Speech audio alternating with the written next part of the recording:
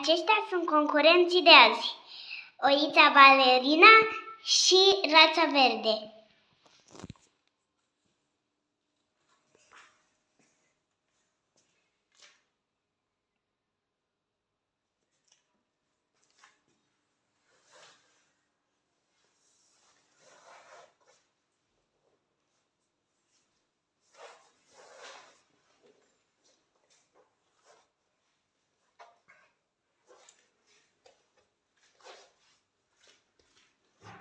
Asta a fost Oița Balerina, urmează Rața cea Verde.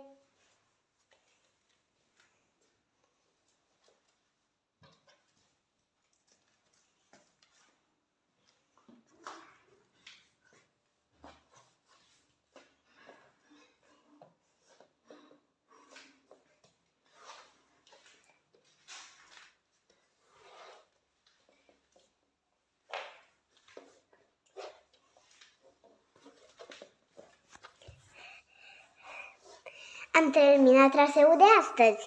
Vă aștept pe data de viitoare!